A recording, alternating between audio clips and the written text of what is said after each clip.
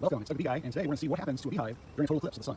We are about 20 minutes from a total eclipse here in Indiana, and we have a beehive here that is just booming. It's about 1:45 in the afternoon. We've had 5 or 6 days of cold, rainy weather, and this is actually the first day that bees have been able to fly since mid-March. And they're bringing in tons of pollen. We have all the spring flowers blooming, and they are really going crazy. And it's going to be interesting to see what happens when it all of a sudden becomes dark. Right now, it doesn't seem like they even know anything's happening. I thought maybe they would know, but they just seem to be coming in now. If you've ever seen a beehive at night, they tend to slow down as it gets dark, and because the bees cannot fly in the dark, they cannot find their way. They use the sun as some kind of GPS coordinate thing with their internal thing. They do not fly at night. If you go to a beehive at night, the bees will crawl on you. They do not fly. So this should be interesting. We're going to keep this film going, and we're going to see what happens.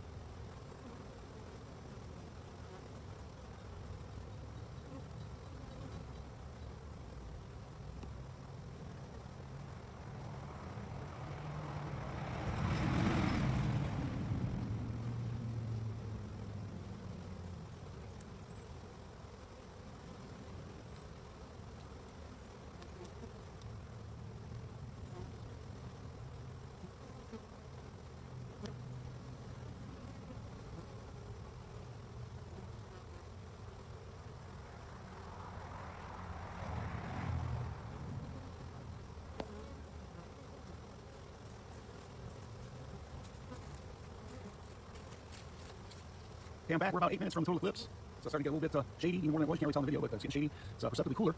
Supposed to be high 72 today, so it's still beautiful out, but you can tell that the sun heat is definitely being blocked. I'm going to have a pretty close to total eclipse here in northwest Indiana. And these don't like that I'm standing real close to the eye. I don't know if these are anything. I just have an iPad in there. I'm kind of in a direct path, so I'm trying to spot down here. But we definitely don't know that anything's happening because I can watch the amount of bees that are leaving the hive into the sun. It's just there's a massive amount there, on fire to get food and water to build this hive up for the spring. So I think they're just going to go right through it, and I don't know anything happens, and then I know they're going to get slowly dark for a few minutes. We'll see what happens.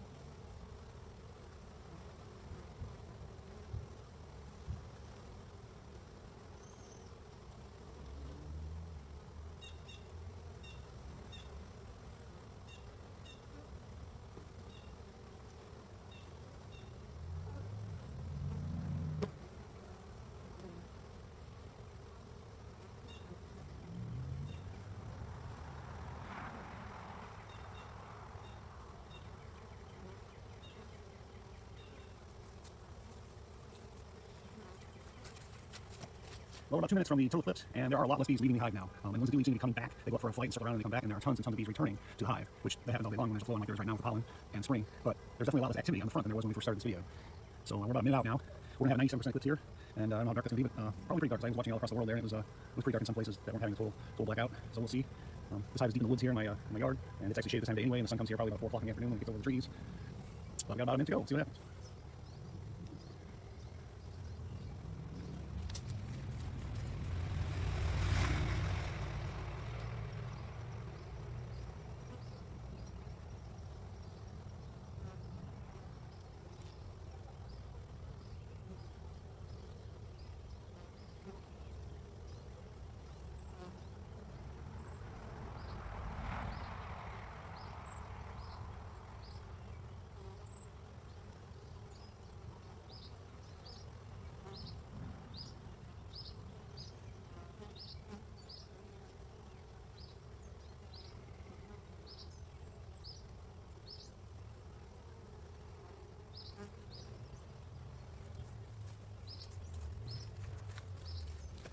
Well, I think we just passed the full eclipse. We got like 97% here. We're going to get totally dark. You can tell Beehive definitely. They all went inside like it was nighttime. They know something's up. They're not quite sure what it is, but there's noticeably a lot less bees on the outside of this hive.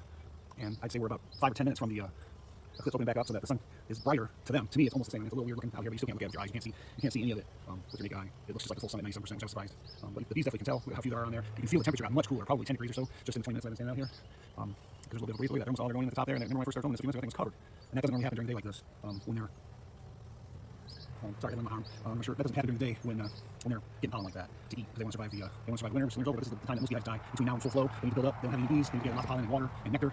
And look at that. There's like almost no bees on the outside of the hive. All right, I'm gonna stop talking for a bit. Just let this thing roll, and we'll see what happens in another 5 or 10 minutes on the other side.